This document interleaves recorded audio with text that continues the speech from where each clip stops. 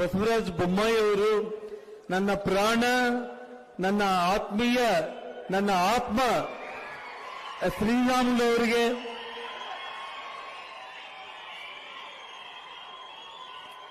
ಮತ್ತು ವೇದಿಕೆ ಮೇಲೆ ಉಪಸ್ಥಿತರಿರುವ ಎಲ್ಲ ಗಣ್ಯರಿಗೆ, ಪಕ್ಷದ ಹಿರಿಯರಿಗೆ, ಮಾಧ್ಯಮದ ಸ್ನೇಹಿತರಿಗೆ ಮತ್ತು ಈ ಕಾರ್ಯಕ್ರಮದಲ್ಲಿ ಭಾಗವಹಿಸಿರುವ ಎಲ್ಲ ನನ್ನ ಅಣ್ಣ ತಮ್ಮಂದರಿಗೆ, ಅಕ್ಕ ತಂಗಿರಿಗೆ, ತಾಯಂದಿರಿಗೆ ಎಲ್ರಿಗೂ ಮೊದಲನೇದಾಗಿ ನನ್ನ ಹೃದಯಪೂರ್ವಕ ನಮಸ್ಕಾರಗಳು. ಬಂಧುಗಳೇ, ಈಗಾಗಲೇ ಎಲ್ಲ ವಿಷಯಗಳು ನಿಮಗೆ ಗೊತ್ತಿರುವಂತದ್ದು.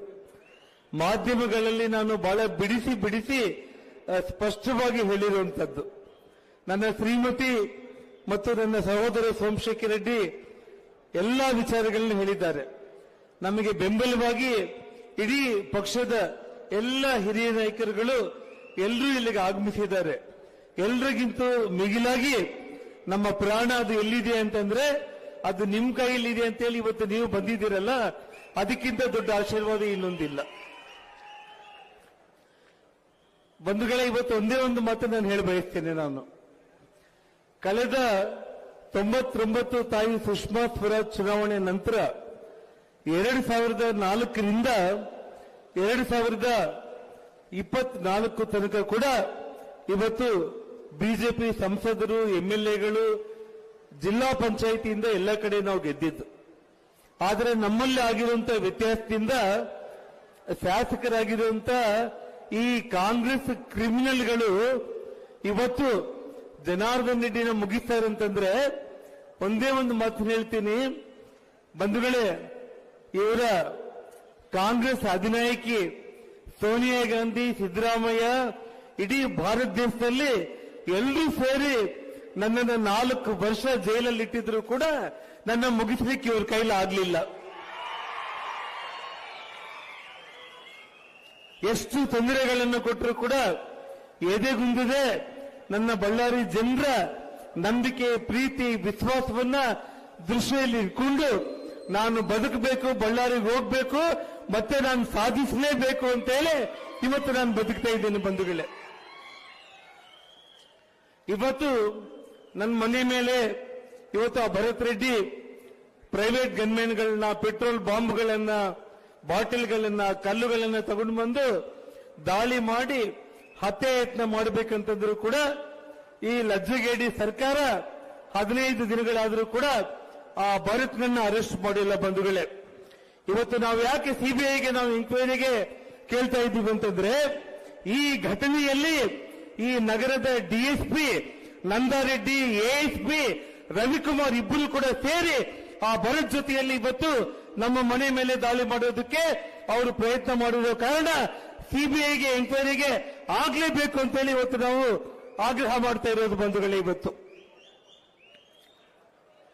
ಯಾವುದೇ ಒಂದು ಪೊಲೀಸ್ ಅಧಿಕಾರಿಗಳ ಮೇಲೆ ನನಗೆ ಯಾವತ್ತೂ ಕೂಡ ಸಿಟ್ಟನ್ನೋದಿಲ್ಲ. ನಮ್ಮಪ್ಪ ಕೂಡ ಪೊಲೀಸ್ ಕಾನ್ಸ್ಟೇಬಲ್, ಇಲ್ಲಿರುವಂತ ಎಲ್ಲ ಪೊಲೀಸ್ ರೀತಿಯಲ್ಲೇ ನಮ್ಮ ತಂದೆ ಕೂಡ ಲಾಠಿ ಇಟ್ಕೊಂಡೋಗಿ ಕೆಲಸ ಮಾಡಿದ್ದಂತವನು.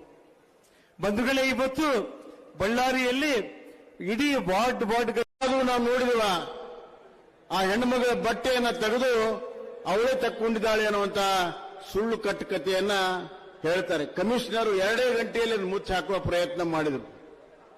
ಅದೇ ರೀತಿ ಇವತ್ತು ಕೋಲಾರಲ್ಲಿ ಆ ಹೆಣ್ಣು ಮಗಳಿಗೆ ಧಮಕಿ ಕೊಡ್ತಾರೆ ಕಾಂಗ್ರೆಸ್ ನಾಯಕರು. ಭದ್ರಾವತಿಯಲ್ಲಿ ಶಾಸಕರ ಮಗ ಒಬ್ಬ ಹೆಣ್ಣು ಮಗಳ ಅಧಿಕಾರಿಗೆ ಧಮಕಿ ಕೊಡ್ತಾರೆ.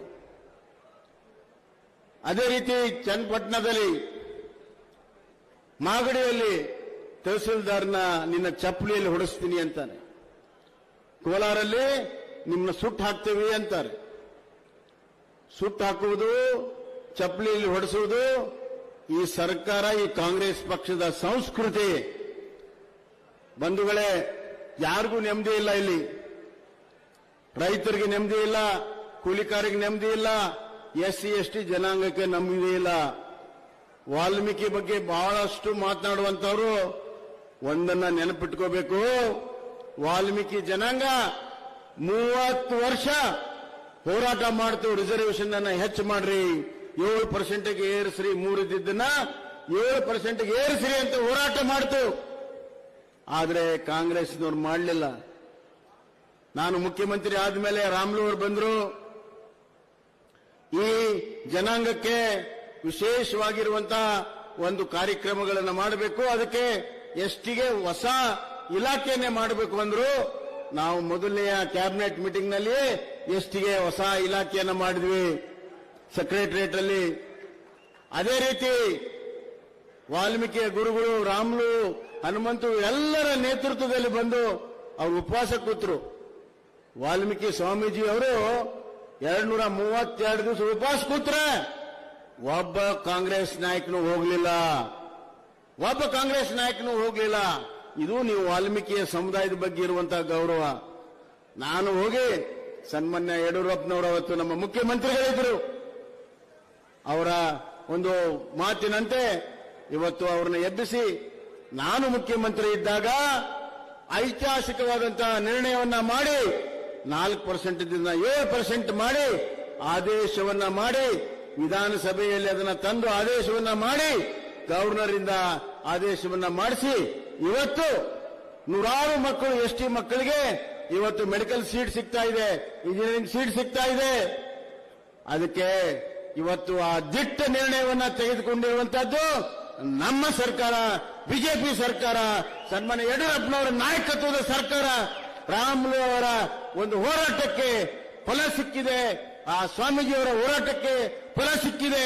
ಇವ್ರಿಗೆ ಯಾವ ನೈತಿಕ ಹಕ್ಕಿದೆ ವಾಲ್ಮೀಕಿ ಬಗ್ಗೆ ಮಾತನಾಡುವಂತಹದ್ದು? ಇವತ್ತು ಟಿಎಸ್ಪಿ ಹಣ ಎಲ್ಲಿ ಹೋಯ್ತು? ವಾಲ್ಮೀಕಿ ನಿಗಮದ ಹಣ ಯಾರ ಕಿಸೆಗೆ ಹೋಯ್ತು? ವಾಲ್ಮೀಕಿ ಜನಾಂಗಕ್ಕೆ, ಬಡವರಿಗೆ ಸ್ಕಾಲರ್ಶಿಪ್, ಬಡವರಿಗೆ ಸಹಾಯ ಮಾಡುವಂತಹದ್ದು, ಗಂಗಾ ಕಲ್ಯಾಣ ಮಾಡುವಂತ ಸುಮಾರು 100 ಕೋಟಿ ರೂಪಾಯಿ ಹಣ ಇವತ್ತು ಕಾಂಗ್ರೆಸ್ ನಾಯಕರಿಗೆ ಹೋಗಿ ಎಂಪಿ ಚುನಾವಣೆಯಲ್ಲಿ ಸರ್ಕಾರದ ದುಡ್ಡನ್ನ ಬಳಕೆ ಮಾಡಿರುವಂತಹದ್ದು. ಅದು ಎಸ್ಟಿ ಜನಾಂಗದ ದುಡ್ಡನ್ನು ಬಳಕೆ ಮಾಡಿದ್ದಾರೆ. ಇದು ಎಂದೆಂದೂ ಕೂಡ ಎಸ್ಟಿ ಜನಾಂಗ ಕ್ಷಮಿಸೋದಿಲ್ಲ ಅನ್ನುವಂತ ಮಾತನ್ನು ನಾನು ಹೇಳಕ್ಕೆ ಇಚ್ಛೆ ಪಡ್ತೇನೆ. ವಾಲ್ಮೀಕಿ ಬಗ್ಗೆ ಮಾತಾಡ್ತೀರಾ? ವಾಲ್ಮೀಕಿ ಜನಾಂಗದ ಬಗ್ಗೆ ಮಾತಾಡ್ತೀರಾ? ವಾಲ್ಮೀಕಿ ಕುಲದ ಬಗ್ಗೆ ಮಾತಾಡ್ತೀರಾ? ಬನ್ನಿ ಚರ್ಚೆಗೆ.